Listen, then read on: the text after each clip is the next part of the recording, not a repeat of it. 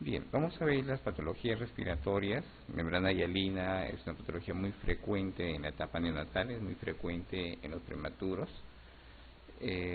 Vamos a hablar bastante sobre ese tema, neumonía, SAN, taquimia transitoria, y me gustaría de repente que participen ustedes, o si hay algo que no se entiende, me van a saber para explicar un poco más el tema.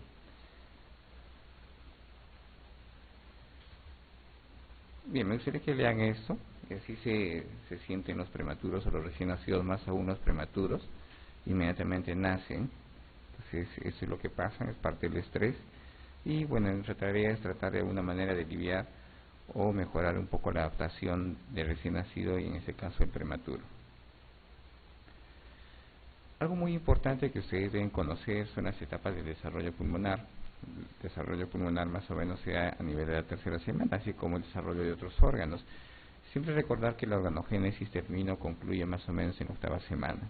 Entonces ustedes ya saben que hasta las 8 semanas todo está formado, los diferentes órganos están formados, y lo que hace es nada más incrementar en tamaño y terminar cada una de sus funciones hasta el término de la gestación.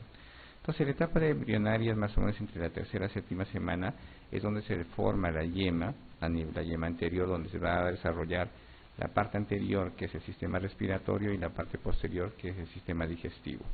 Entonces es en este momento donde se empiezan a desarrollar los árboles bronquiales y se desarrollan las vías mayores. En la etapa pseudoglandular, que es a nivel más o menos entre las 7 y 16 semanas, algunos consideran entre las 6 y las 16 semanas, se da la aparición de la circulación pulmonar, la vasculogénesis. No solo aparece el árbol bronquial, sino también empiezan a desarrollarse los árboles los vasos junto con el árbol bronquial. En la etapa canalicular, entre las 17 y 27 semanas, se da la formación de acinos, el crecimiento del lecho capilar, la angiogénesis y diferenciación epitelial, y es en ese momento ya donde se inicia la producción o aparecen las células responsables para la producción de surfactante. Entre las 17 semanas, 7 y 17 semanas, también se dan muchas alteraciones, muchas malformaciones que se van a dar en este momento. Ustedes conocen la atresia de esófago asociada a una fístula, entonces se pueden desarrollar en este momento. La hernia fragmática también se inicia en este momento, ¿ya? Entonces va a haber malformaciones que se pueden dar en este momento, y en la etapa sacular, que va desde las 28 a 36 semanas, con formación de espacios aéreos transitorios, depósito de fibras elásticas, ¿no?, en futuros septos secundarios. Y es en este momento donde vamos a tener la mayoría de los prematuros, ¿no?, la mayoría de los prematuros, y con diferentes manifestaciones, o recién nacidos con diferentes manifestaciones, como distrés respiratorio tipo 1, el tipo 2 e incluso neumonía. Ya en etapa alveolar, a las 32-36 semanas, incluso postparto, se dará hasta los 2 o 3 años con aparición de septos y el desarrollo y la maduración pulmonar. Recuerden siempre que el pulmón se desarrolla hasta los 5 o 6 años. Entonces va a tener un desarrollo, un crecimiento hasta esa edad. Va a haber maduración microvascular, hiperplasia activa y también hipertrofia, desarrollándose más o menos hasta los 7-8 años. Con eso es importante recordar la unidad alveolar. Recuerden siempre la función. Entonces la unidad alveolar, ¿no?, alveolar funcional, está compuesto de un alveolo y un capilar. Si nosotros recordamos la clase anterior, el pulmoncito no es funcionante en la vía intrauterina, en la vía fetal, no funciona, está lleno de líquidos. Entonces no hay funcionalidad de los capilares y tampoco los alveolos. El alveolo que ustedes ven en este momento está lleno de líquido y el capilar está totalmente colapsado, no tiene función. Una vez nace el recién nacido o el prematuro, lo que hace es ingresar aire, y el aire lo que hace es producir eventos, obviamente, químicos y físicos que hemos mencionado, que producen vasodilatación capilar con incremento de flujo de sangre, produciéndose el intercambio gaseoso.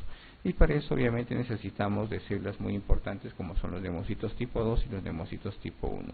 Los neumocitos tipo 2 son responsables de la producción de surfactante, y los neumocitos tipo 1, por su estructura y por la forma que tienen, son responsables de la difusión de los gases. Tienen esta estructura bastante adelgazada que permite la difusión de los gases, el intercambio gaseoso, ingresa a los capilares oxígeno y sale el CO2.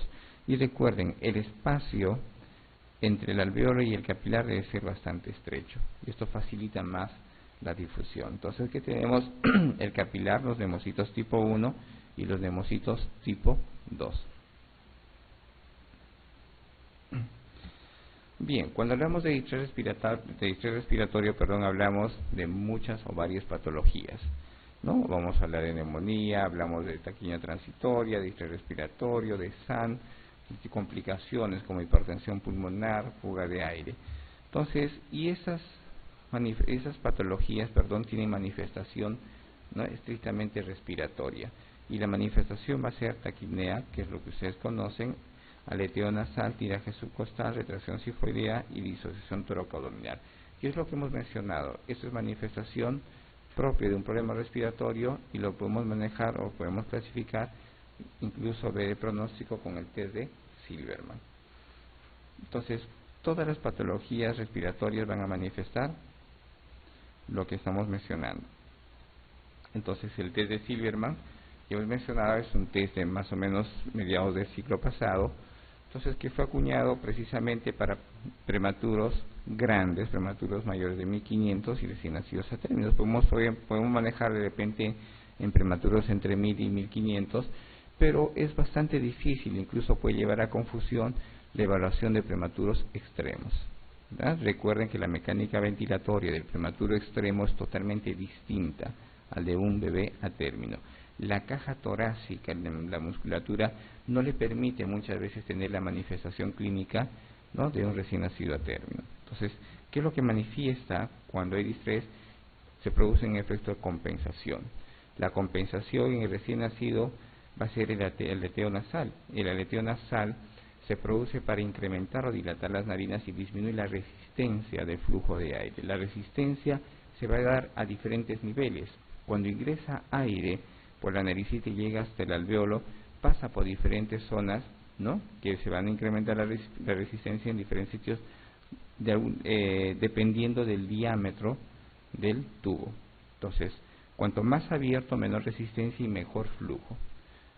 Más cerradito, mayor resistencia. Entonces, vamos a ver diferentes patologías que es importante observar y seguir observando la resistencia, y la resistencia, qué implicancia podría tener en el distrés respiratorio.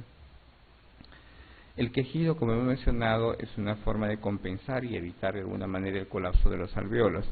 El quejido se da para evitar el cierre o el colapso de los alveolos, ¿no?, evitando de alguna manera el colapso de la capacidad funcional residual. Entonces, nosotros cerramos, hacemos un cierre parcial, o el recién nacido, hace un cierre parcial de la glotis, y al hacer el cierre parcial de la glotis hace que ingrese aire, pero no sale. Vamos a ver este gráfico, vamos a adelantar un poquito. Entonces, este es un gráfico bastante conocido, ¿no?, donde vemos el volumen y la presión. Entonces, nosotros podemos ver un punto de inflexión, y esto es lo que determina la capacidad funcional residual. La capacidad funcional residual es lo que permite mantener el alveolo abierto. Entonces, recuerden siempre que la difusión de gases es en forma continua, no se da solo en inspiración, entonces se da tanto en inspiración como en expiración. Para que se produzca este fenómeno debe haber un volumen residual de aire. Entonces, ese volumen residual de aire determina la capacidad funcional residual. Entonces, ¿qué hace el producto, qué hace recién nacido, el prematuro, para evitar el colapso? Entonces, cerrar parcialmente la glotis. Cierra la glotis, ingresa aire, pero no sale en su totalidad.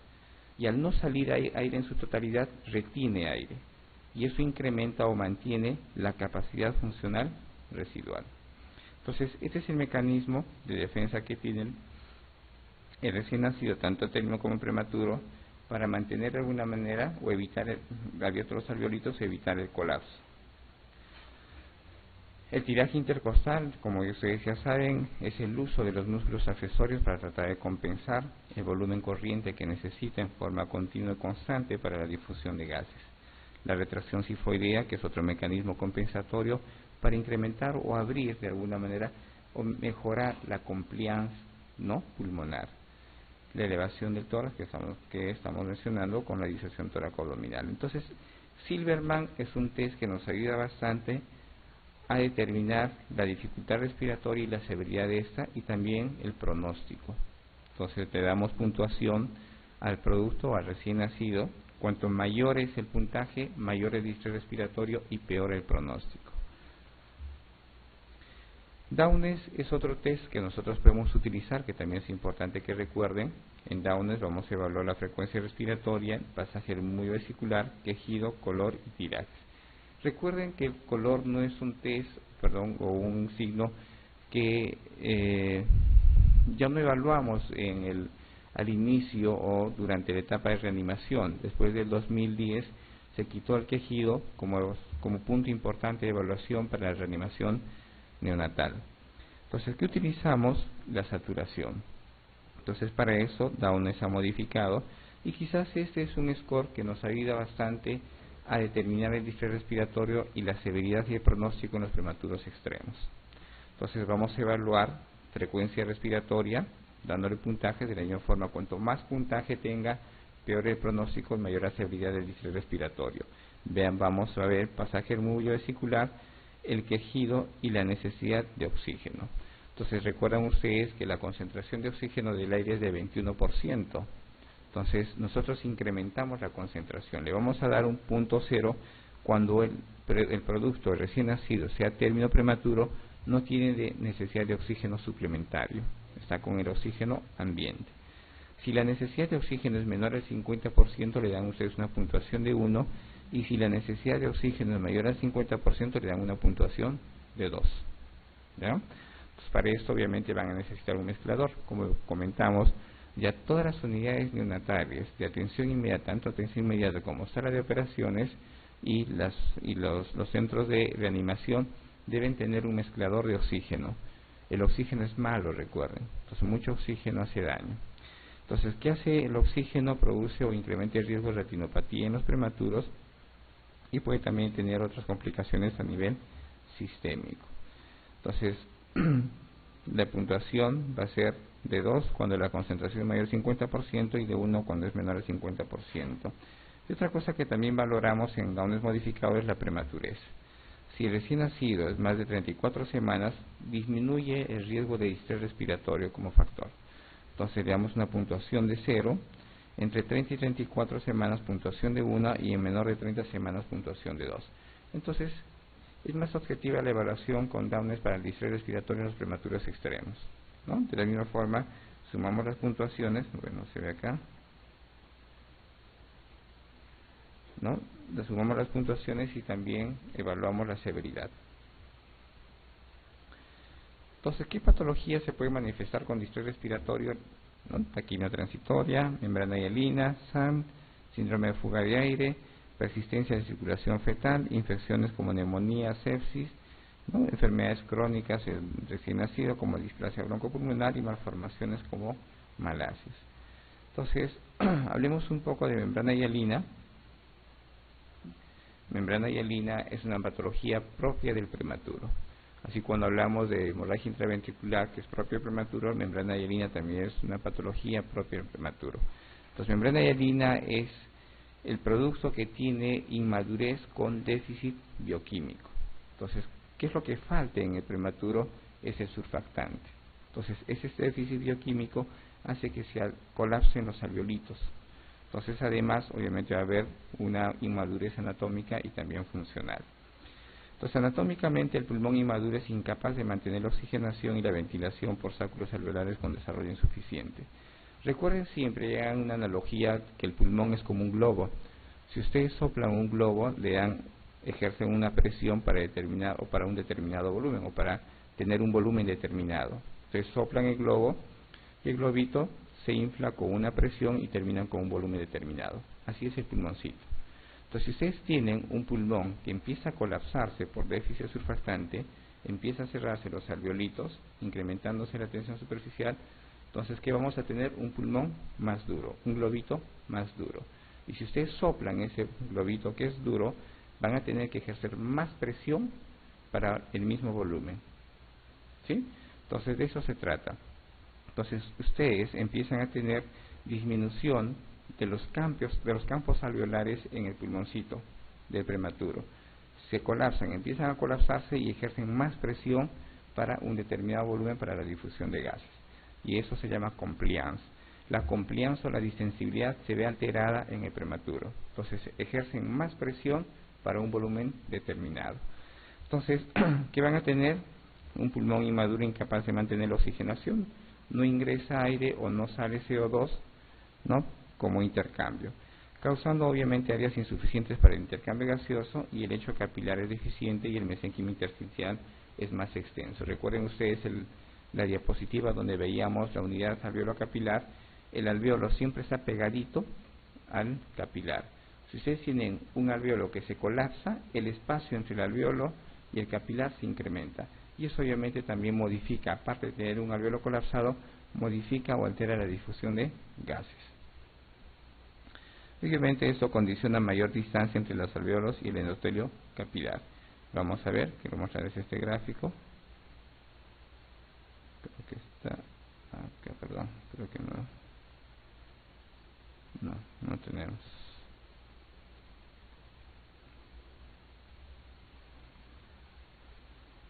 Ya. Bien, entonces, fisiológicamente el volumen de surfactante es insuficiente para prevenir el colapso alveolar. Entonces, el prematuro que tiene déficit de surfactante, hay déficit o alteración bioquímica, va a tener déficit de surfactante, y eso obviamente modifica o altera la capacidad funcional residual, y el colapso alveolar condiciona que la oxigenación y la ventilación sean insuficientes. En cada respiración del prematuro es mucho más enérgica, esto incrementando más fuerza para tener más presión y determinar o tener un mismo volumen.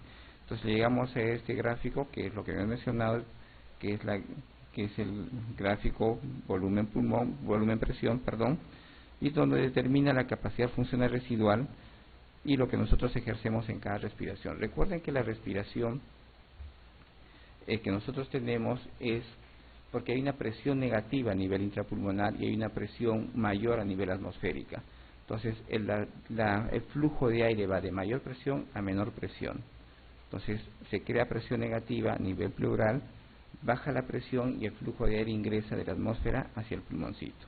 Entonces eso se da en forma continua. La respiración es activa en la inspiración y la expiración es pasiva, ¿ya? Y eso permite tener obviamente una capacidad funcional residual y un volumen residual. Y el surfactante que hace evita el colapso alveolar. Lo que hace es mantener abiertos los alveolos para que ingrese aire.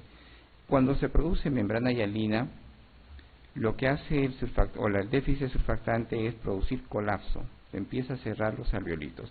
Al cerrarse los alveolitos, el diámetro del alveolo se reduce, disminuye, y el espacio entre el alveolo y el capilar se incrementa. Eso le llamamos la ley de Laplace. La ley de Laplace es ejercer más presión o tener más tensión o más presión, ¿no?, para tener un mismo volumen. Entonces la compliance se modifica, disminuye el radio del alveolo y ejercemos más presión para ejercer o tener el mismo volumen. Entonces, ¿qué sucede en el distrés respiratorio? Baja la compliance. Pequeños cambios de volumen se van a dar con o incrementando, ¿no?, la presión a nivel pulmonar. Entonces vamos a entender esto. Entonces, para yo poder tener un volumen determinado de aire, que es el volumen corriente, ejerzo una presión determinada. Incremento la presión y tengo una presión mucho mayor. A medida que voy incrementando la presión, el volumen se va incrementando hasta llegar a un punto de sobredistensión. Así ejerza más presión, no voy a tener más volumen, hasta acá, ¿verdad? Pero si tengo un pulmoncito que está bastante colapsado, voy a tener que ejercer más presión para tener ese mismo volumen, más presión para tener ese mismo volumen, más presión para tener ese mismo volumen. Eso es lo que sucede en el paciente con membrana hialina. La compliance disminuye y obviamente la resistencia se incrementa. ¿Qué se modifica? La compliance y la resistencia, y también la constante de tiempo en el paciente con ventilación. Entonces recordamos que este es un alveolo normal con surfactante, mantiene abierto el alveolito para la difusión de gases con el capilar. Este es un paciente o un bebé con membrana hialina donde el surfactante está bastante disminuido y hay colapso de los alveolos, incrementando el espacio entre el alveolo y el capilar. Bien, esta es la manifestación que se da en un paciente con distrés o cualquier otra patología respiratoria, que es el Silberman. Hay retracción sifoidea, tiraje intercostal, desbalance toracoabdominal, quejido y aleteo nasal. Entonces, el esfuerzo incrementado que se da resulta en fuerzas opuestas, ¿no?, por el déficit surfactante. La tensión superficial se incrementa y hace que se colapse por déficit surfactante. No hay difusión de gases, se mantiene el CO2 dentro de la sangre del bebé y produce obviamente hipercapnia, y esta hipercapnia incrementa la acidosis respiratoria y luego, por disminución de respiración aeróbica, se produce la acidosis metabólica, luego llevando a una acidosis mixta. Y recuerden siempre, el recién nacido con membrana hialina, así como el recién nacido con SAN, terminan haciendo hipertensión pulmonar. Eso hace que se mantenga la respiración o el circuito fetal en forma persistente. Si ustedes, solo para recordar, el oxígeno es un vasodilatador de la arteria pulmonar y el CO2 un vasoconstrictor. Si el recién nacido presenta hipoxemia y acidemia, lo que hace es mantener siempre cerrado la arteria pulmonar. Se mantiene la resistencia vascular pulmonar incrementada, ¿no?, con disminución de flujo hacia los pulmones. Y eso incrementa la circulación fetal. Entonces, como complicación de membrana hialina y SAN, va a ser hipertensión pulmonar persistente. Entonces, hay limitación de flujo sanguíneo capilar, se altera la integridad de la membrana epitelial capilar y los neumocitos tipo 2 se vuelven insuficientes para producir surfactante. Hay pérdida de la compliance, de la distensibilidad y por lo tanto mayor trabajo respiratorio, se produce fatiga en el recién nacido tratando de compensar o como mecanismo compensatorio y rápidamente hacen microatelectasias. Cada alveolo que se cierra es una microatelectasia y si la severidad se va incrementando, se van a producir atelectasias segmentarias, incluso totales de un hemitórax y en forma bilateral. Entonces todo eso produce disminución de la capacidad funcional residual y se altera la ventilación, perfusión. Entonces, para recordar, el prematuro que tiene déficit surfactante, la morfología pulmonar es inmadura, los neumocitos tipo 2 no producen surfactante en cantidad suficiente, es el déficit surfactante y produce rápidamente el colapso alveolar. Y el colapso alveolar produce alteración de la difusión de gases con incremento de CO2 a nivel sanguíneo y disminución de presión parcial de oxígeno. Esto produce incremento de la resistencia vascular pulmonar, ¿no?, produciendo acidemia, hipoperfusión, ¿no?, hay daño capilar pulmonar y vasoconstricción pulmonar, hipertensión pulmonar persistente, obviamente con necesidad de soporte de oxígeno, incluso de presión. Entonces, no todos los prematuros van a necesitar ventilación mecánica. Muchos de ellos, y ahora por suerte, pueden recibir oxígeno a presión continua, que es una buena alternativa, incluso antes de iniciar el surfactante. Entonces, lo que hacen ustedes, si rápidamente el paciente presenta distrés respiratorio y es un prematuro y lo más probable que sea membrana hialina, ustedes pueden iniciar el tratamiento con oxígeno a presión positiva, o presión continua, perdón. Entonces, vamos a ver 4 condiciones que se dan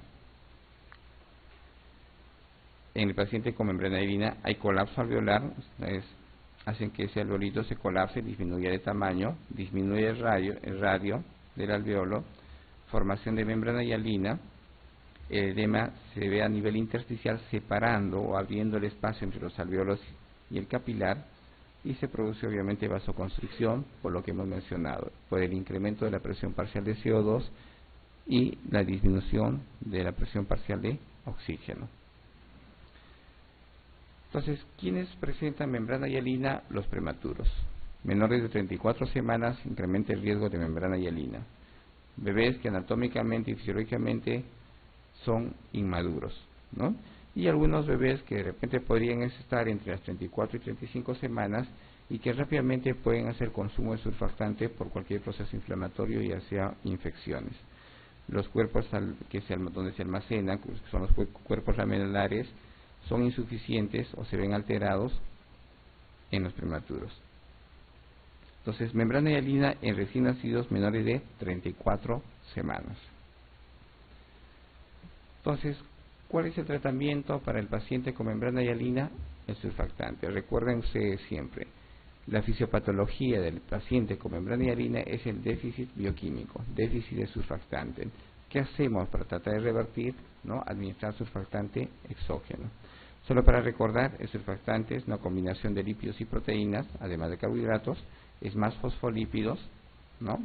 Palmitodil, fosfatilicolina, y también tiene proteínas A, B, C y D. Entonces, lípidos, el 90% de los fosfolípidos, como pueden ver, las proteínas, ICPA, A, B, C y D, que son responsables incluso del depósito y del transporte. Entonces, recuerden, el surfactante se recicla y se acumula en los cuerpos lamelares de los neumocitos tipo 2. Entonces, pues se pueden reutilizar. Factores de riesgo para membrana hialina, recuerden siempre, ¿no? A menor edad gestacional, mayor riesgo de membrana hialina. Menos peso, menos edad gestacional, mayor riesgo. La asfixia perinatal incrementa el riesgo de membrana hialina. El sexo masculino, la raza blanca, gestaciones múltiples. El segundo gemelar tiene más riesgo de membrana hialina y obviamente diabetes materna. Hay situaciones que pueden incrementar la maduración o permiten la maduración pulmonar. Toda situación de estrés incrementa maduración o prepara el producto. Cualquier evento de estrés, cualquier evento hipóxico crónico puede mejorar la maduración pulmonar. Tenemos la hipertensión materna, insuficiencia placentaria, ruptura prematura de membranas o cualquier situación de estrés como infecciones mejoran la función pulmonar.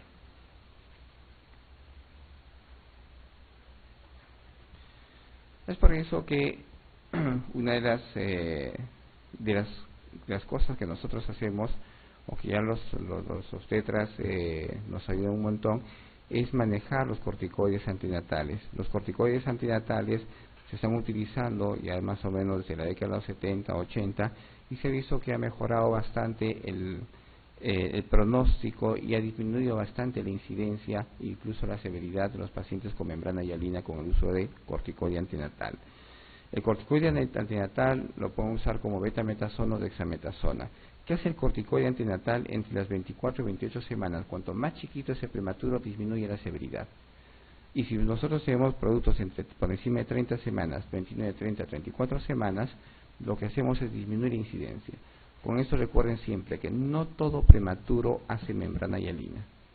Entonces, no todo recién nacido que pesa menos de 1500 va a ser membrana hialina. Entonces, si las condiciones han sido adecuadas para la gestante, recibió maduración pulmonar, si nace un producto de 1200, 1300 o 1500, probablemente no necesite corticoide antinatal si las condiciones han sido favorables para este, ¿no? Entonces, es innecesario y tampoco se está dejando, también se está dejando, de lado el uso de surfactante en forma profiláctica. Entonces, hasta hace poco se utilizaba en todo producto menor de 30 semanas o menor de 1 kilo el surfactante en forma profiláctica.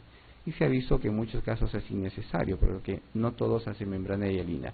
El hecho de colocar surfactante implica hacerlo en forma traumática, en forma invasiva. Colocamos nosotros un tubo endotraqueal y instilamos el surfactante a través de este. Entonces, el ingresar un tubo a la vía respiratoria incluso hace más daño que la propia patología, que la propia enfermedad. Entonces, si no hay necesidad de utilizar surfactante, no lo hacemos, ¿ya? Entonces, recuerden ustedes, en los prematuros extremos podemos reducir la severidad de la membrana hialina usando corticoide antinatal, y en los prematuros entre 30 y 34 semanas podemos reducir la incidencia, ¿ya? No necesariamente hacer membrana hialina. Entonces, ¿qué hace? El corticoide produce cambios a nivel estructural y no solo disminuye, recuerden esto, la membrana hialina, puede disminuir también la hemorragia intraventricular y disminuye el riesgo de enterocolitis necrotizante. Entonces, ¿qué hacen los corticoides? Aceleran la maduración de células del sistema nervioso central, disminuye la incidencia de hemorragias intraventriculares y obviamente leucomalacia periventricular. Y algo muy importante que siempre dejo esta diapositiva para comentar, el uso o las dosis múltiples de corticoides. Hasta hace unos años se utilizaba con frecuencia dosis o ciclos múltiples de corticoide antinatal. Entonces, algunas gestantes iniciaban labor de parto entre las 26 y 27 semanas y el obstetra utilizaba corticoide. pasaba una semana y seguía madurando, pasaba otra semana, seguía madurando hasta concluir o terminar el embarazo. Entonces se hizo seguimiento y se hizo un estudio bastante grande donde se comparó los productos que recibían varios ciclos de corticoides y un solo ciclo de corticoides. En los varios ciclos de corticoides sí fue evidente la disminución del estrés respiratorio y obviamente complicaciones crónicas como displasia broncopulmonar. Mejoraban bastante los que habían recibido varios ciclos de corticoides. Pero, en contraparte, vieron que los niños que recibieron varios ciclos de corticoides tuvieron problemas neurológicos como disminución del perímetro cefálico, incluso hasta asociado a parálisis cerebral. Se hizo otro estudio en ratas y se vio, y es evidente, la disminución del perímetro cefálico y alteraciones del sistema nervioso central en pacientes que sí reciben ratas que recibieron varios ciclos de corticoides antenatales. Entonces es por eso que la recomendación ahora es solo usar un ciclo de corticoides. El obstetra debe estar seguro de concluir el embarazo y utilizar el corticoide antenatal. Eviten en lo posible, ya saben, los ciclos o varios ciclos de corticoides antenatales. Entonces, ¿en quiénes usamos ya ahora, de acuerdo al Neoconference de este año, la edad gestacional es de 23 semanas, ¿no? Entonces, utilizamos corticoides entre 23 semanas hasta las 34 semanas. Entonces, ¿en quiénes usamos entre las 23 semanas y 34 semanas, ¿no? En riesgo de parto prematuro? Podemos usar incluso en las 24 horas antes de concluir el parto, utilicen, no hay ningún problema, van a haber respuestas, ¿no? Los beneficios sobrepasan los riesgos potenciales, lo que acabamos de comentar. Entonces el riesgo y la controversia es cuánto puede lesionar el corticoide del sistema nervioso central en el prematuro extremo. Entonces, si nosotros tratamos de sopesar riesgo-beneficio, es mejor colocar corticoide antenatal y disminuir el distrés respiratorio. Disminuyendo el distrés respiratorio se disminuye de alguna manera también el riesgo de hemorragia intraventricular, PCA y enterocolitis necrotizante. Entonces la dosis, para recordar, 12 miligramos de betametasona intramuscular cada 24 horas, o pueden utilizar dexametasona en 4 dosis de 6 miligramos cada 12 horas.